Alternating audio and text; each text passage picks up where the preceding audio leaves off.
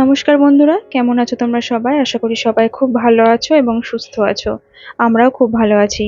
যে যেখান থেকে আমার ভিডিওটা দেখছো, বড়দেরকে প্রণাম আর ছোটদেরকে অনেক ভালোবাসা জানিয়ে আমি আমার আজকের ভিডিও শুরু করছি। একটা সময় ছিল যখন এই প্রচন্ড রৌদ্রের তাপে আর গরমে সবথেকে কাছের আর সবথেকে আপন বলে যদি কেউ থাকতো বা আপন বলে যদি কেউ ছিল, সেটা হলো এই হাত পাখা। তবে সময়ের সঙ্গে সঙ্গে সেটার ব্যবহার আস্তে আস্তে উঠে গেছে। কিন্তু তবুও আমি একটা হাত পাখা সবসময় কাছে রাখি, কখন দরকার হয়। যদিও এমার্জেন্সি আছে, তাও যদি দরকার পড়ে তাই রাখি। কিন্তু আমার ছেলে সেটাকে দেখো ভেঙে টুকরো করে দিয়েছে। আর এই যে বিস্কিটের কৌটো, দুধের কৌটো, এইগুলো এখন স্থান পেয়েছে খাটের তলায়। এগুলো বাইরে টেবিলে রাখতাম, কিন্তু এত রোদ্রের তাপে সেগুলো আর ওখানে রাখা যাচ্ছে না, তাই এগুলোকে এখন জায়গা দিয়েছি খাটের নিচে। আজ শুক্রবার আর এখন সময় সকাল 8:30। আমার সোনা বাবা ঘুম থেকে উঠে পড়েছে আর ওকে মুখটা ভালো করে ধুয়ে দিয়েছি আর এবার একটু খালি পেটে জল খাইয়ে দিচ্ছি। সকালবেলায় আমার সোনা বাবা জলটা বেশ ভালোই খেয়ে নেয়, কোনো আপত্তি করে না, কারণ গলাটা হয়তো শুকিয়ে থাকে। একটা ছোট্ট বাচ্চা বাড়িতে থাকলে আমাদের বেশ কিছু জিনিস ঘরে সব সময় মজুত রাখা দরকার। আর সেটার মধ্যে সব থেকে দরকারি যে জিনিসটা সেটা হচ্ছে বাচ্চার ওষুধ। তো কি কি ওষুধ আমাদের সব সময় একটা বাচ্চা ঘরে থাকলে রাখা দরকার, এবং আমি সব সময় কি কি ওষুধ আমার বাচ্চার জন্য ঘরে মজুত রাখি, সেসব নিয়ে তোমাদের সঙ্গে আজকে একটু আলোচনা করব। তোমরা পুরো ভিডিওটা দেখতে থাকো, স্কিপ করো না।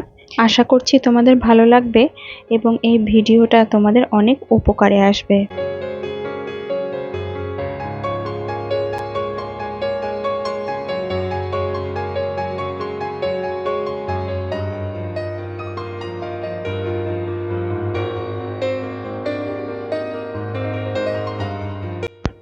আজ সকালে জলখাবারে সবার জন্যই বানিয়েছিলাম ঘুগনি মুড়ি, আর ছেলের জন্য আজকে জলখাবারে একটু বানাবো ওটস। তো তার জন্য আমি প্রথমে 2 কাপ জল দিয়ে দিলাম, আর জলটা একটু ফুটে এলে 2 চামচ ওটস দিয়েছি। আর এটা গুঁড়ো করা ছিল, মানে ওটসটা আমি আগেই গুঁড়ো করে রেখেছিলাম। আর এর সঙ্গে একটু স্বাদের জন্য তাল মিছরি গুঁড়ো করে দিলাম। এভাবে আমি ছেলেকে ওটসটা কোনোদিনও রান্না করে দিইনি। এর আগে আপেল সেদ্ধর সঙ্গে ওটস দিয়ে খাইয়েছি, কিন্তু এভাবে কোনোদিনও দিইনি, আজ প্রথম দিচ্ছি। দেখি আজকে খায় নাকি। তো প্রত্যেক দিনই চেষ্টা করি একটু অন্যান্য রকমের, মানে ভিন্ন ধরনের খাবার বানিয়ে দিতে, যেটা ওর ভালো লাগবে মুখে সেটা খাবে। দেখি কি খাচ্ছ তুমি? ওরে বাবারে, দেখো ওর জন্য খাবার বানালাম আর ও ঘুগনি মুড়ি খাচ্ছে, দেখো। ওরে বাপরে, ঘুগনি মুড়ি ভালো বাবা? ভালো ভালো?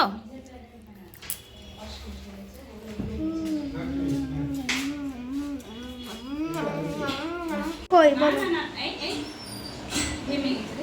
তুমি খাবা? তুমি খাবা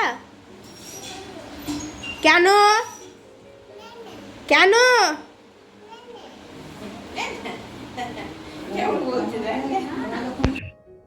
এরপর একটু তাল মিছরির জল ভিজিয়ে রাখছি, একটু মেয়েকেও দেবো আর ছেলেকেও দেবো। আর ছেলে ঘুমিয়েছে, ওকে স্নান টান করিয়ে ঘুম পাড়িয়ে দিয়ে এসেছি।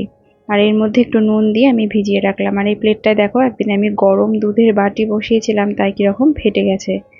বন্ধুরা, তোমরা যারা এখন আমার পরিবারে এসেছো, আমাকে দেখছো, তাদের কাছে আমার অনুরোধ, আমার চ্যানেলটি যদি তোমাদের সাবস্ক্রাইব করা না থাকে, অবশ্যই কিন্তু সাবস্ক্রাইব করে পাশে থাকা অল বেল বাটনটা প্রেস করে দিও। আর একটা কমেন্ট করে জানিও যে কেমন লাগছে। আর একটা লাইক করতে কিন্তু ভুলে যেও না। যারা ফেসবুক পেজ থেকে দেখছো, তারা অবশ্যই পেজটা ফলো করে একটা কমেন্ট করো, আর আমার এই ভিডিওটা তোমাদের বন্ধুদের সঙ্গে শেয়ার করো।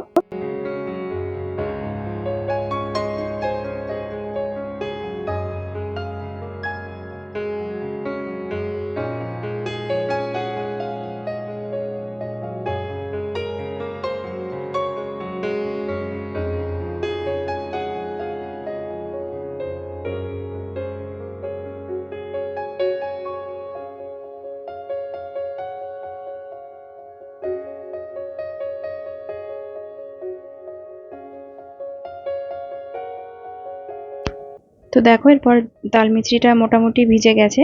আর এরপর আরেকটু জল দিয়ে, আর এর মধ্যে আর একটু লেবু চিপে দিয়ে মেয়েকে আর ছেলেকে দুজনকেই দিলাম। আর আমার মেয়েটাও একদম জল খেতে চায় না, আর তাই ওকেও একটু এই তাল মিছরির জলই দিলাম।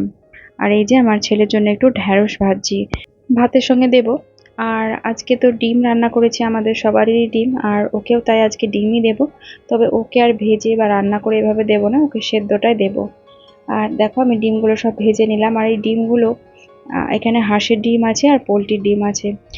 আর এই পোলট্রি ডিমগুলোর খোসাগুলো খুব নরম হয় আর ফাটা থাকে, অনেক সময় সেদ্ধ করার সময় একদম ফেটে বেরিয়ে যায়। তো এই ডিম দুটো ওরকম হয়েছে, তা ওইগুলো সব শেষে ভাজলাম। আর হাঁসের ডিমও আছে এর মধ্যে, আসলে দুবেলাকার করছি তো। আর হাঁসের ডিম ছিল 6টা, তো 6টাতে তো দুবেলায় হবে না, আর তাই পোলট্রি ডিম শুদ্ধ দিয়ে একসঙ্গে করছি দুবেলাকার মতো ডিমের ঝোল। আর এরপর দেখো আমার সোনা বাবার ভাতটা এখানে নিয়ে নিচ্ছি, ওকেও একটু দিলাম ডিম সেদ্ধ। আর দেবো সেই ঢ্যাঁড়স ভাজা, যেটা ওর জন্য ভেজেছিলাম। আর আজকে আমাদের একটু পাঁচ তরকারি করেছি, মানে সবজি তরকারি করেছি, তো সেই তরকারি ওকে দেবো। এখন আমাদের প্রতিদিনের যা রান্না করি সেই রান্নাও ওকে একটু একটু করে দিই, তাহলে কি কি হবে, ও সব রকম খেতে শিখবে। আর এই দেখো ওরা হাতে একটা ডাঁটা দিয়েছি, মানে আমাদের আজকে যে সবজি তরকারি বানিয়েছিলাম সেই তরকারিতে ডাঁটা ছিল, তো ওই ডাঁটায় ওকে একটা দিয়েছি। আর দেখো বেশ সুন্দর ডাঁটাটা মুখে দিয়ে ও দাঁত দিয়ে কামড়াচ্ছে। চিবাও চিবাও চিবাও, হ্যাঁ চিবাও, ওই চিবাচ্ছে।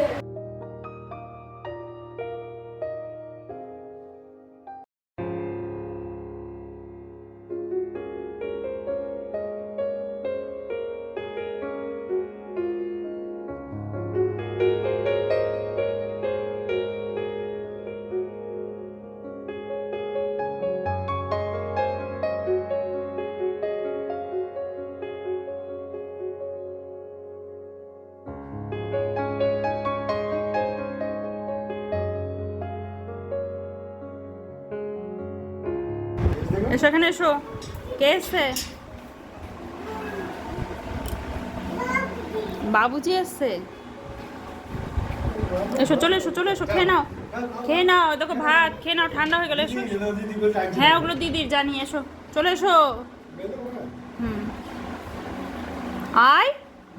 এখন বাজে 3:30, আর আমার ছেলে তো খাওয়া অনেকক্ষণ হয়ে গেছে, ওকে একটু জলও খাইয়ে দিলাম। আর এবার একটু ফলের রস খাওয়াবো। আর এখানে মৌসুম্বি লেবু নিয়েছি আর তরমুজ নিয়েছি। আর এই লেবুগুলো একটু শুকনো শুকনো হয়ে গেছে, সেই জন্য রসটা একটু কমই হলো। আর এর মধ্যে আমি একই সঙ্গে তরমুজের একটু রস করে দেবো, দিয়ে একসঙ্গে এই রসটা ওকে একটু খাওয়াবো।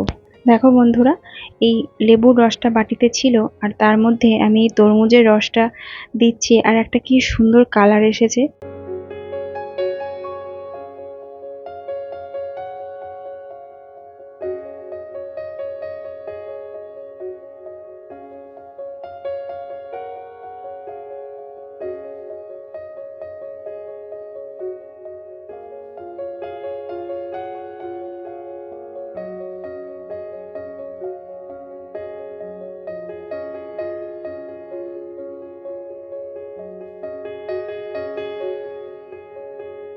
আমরা যে খাবারটাই খাই সেই খাবারটার দিকেই আমার পুচকেটা হামলে পড়ে।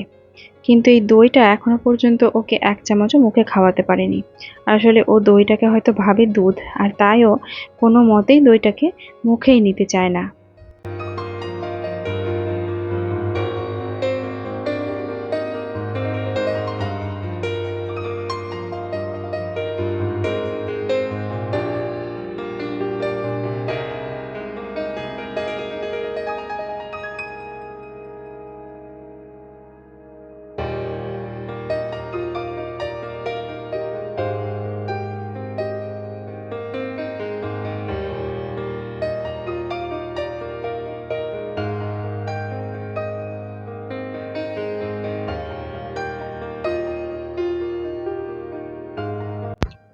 কয়েকটা খুব দরকারি ওষুধ আমার সোনা বাবার জন্য ঘরে আমি সবসময়ই মজুত রাখি, এবং যে বাড়িতে বাচ্চা আছে প্রত্যেকেরই ঘরে এই ওষুধ, মানে কয়েকটা ওষুধ সবসময় রাখা দরকার।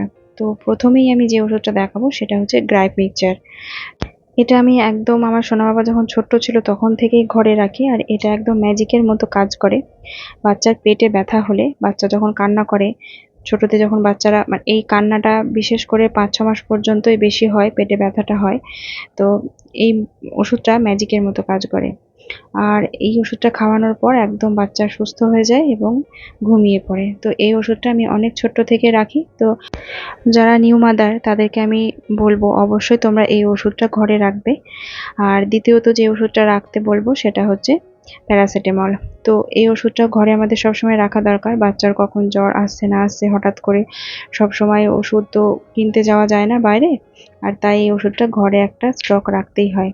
একবার আমার ছেলের হঠাৎ করে অনেক রাত্রে, মানে প্রায় 2টো-2:30-টের সময় প্রচুর জ্বর এসেছিল, প্রায় 102-102 জ্বর। তো তখন আমার এই ওষুধটা ঘরে ছিল বলে আমি চট করে খাওয়াতে পেরেছিলাম। আর এরপর যে ওষুধটা বলবো সেটা হচ্ছে অ্যামরোডিল এলেক্স। এটা কাশি সিরাপ। আর কাশি হলেও বাচ্চাদের এই ওষুধটা খুব ভালো কাজ করে, আর তাই এই ওষুধটাও আমি সবসময় ঘরে রাখি। আর এরপর যে ওষুধটা দেখাবো এটা খুব দরকারি একটা ওষুধ। এটা তো সবসময় রাখা মানে ভীষণ দরকার। এটা নেজাল ড্রপ। যখন তখন হট করে বাচ্চাদের ঠান্ডা লেগে যেতে পারে আর নাকটা বন্ধ হলে ওদের খুব অস্বস্তি হয়, আর তাই এই ওষুধটা সবসময় ঘরে রাখা দরকার। আর এরপর যে ওষুধটা দেখাবো সেটা হচ্ছে থার্মোফর্ম জেল। এটা আমার সোনা বাবাকে যখন ইঞ্জেকশন দেওয়া হতো, মানে যখন ছোট ছিল 11 মাস বয়স পর্যন্ত যে ইঞ্জেকশনগুলো দেওয়া হয়েছিল, তখন সেই ইঞ্জেকশনের ব্যথাতে এই মলমটা লাগালে ব্যথাটা কমে যেত। তো এটা সবসময় ঘরে রাখা দরকার, কারণ বাচ্চারা কখন টুকটাক পড়ে যায়, এখানে ওখানে ব্যথা পায়, চোট পায়, তখন এই ওষুধটা লাগালে ব্যথাটা কমে যাবে। বাচ্চাদের গায়ে অনেক সময় বিভিন্ন কারণে র্যাশ বেরোতে পারে, আর সেই র্যাশ ভালো করার জন্য এই মোমেড ক্রিমটা আমাদের ঘরে রাখা দরকার। আরও একটা জিনিস সব সময় আমাদের ঘরে রাখা দরকার, সেটা হচ্ছে থার্মোমিটার। আমি আমার সোনা বাবার জন্য এই ওষুধ এবং এই জিনিসগুলো সব সময় ঘরে মজুত রাখি। তো প্রত্যেকটা মাকে বলবো, এবং যারা নতুন মা হবে বা হয়েছো তাদেরকেও আমি বলবো তোমরা সব সময় এই ওষুধগুলো ঘরে মজুত রাখবে। তবে হ্যাঁ, অবশ্যই ডাক্তারের পরামর্শ মেনে, বা ডক্টর যে ওষুধগুলো দেয় সেগুলো। আমার ডক্টর আমার বাচ্চাকে যে ওষুধ দিয়েছে আমি সেগুলোই সবসময় ঘরে রাখি। তো তোমরাও সেরকম ডক্টরের পরামর্শ মেনেই এই ওষুধগুলো ঘরে রাখবে। তাহলে বন্ধুরা, আজকের মতো ভিডিওটা এখানেই শেষ করছি। সবাই ভালো থাকবে, সুস্থ থাকবে। দেখা হবে আগামীকাল আবার একটা নতুন ভিডিওতে।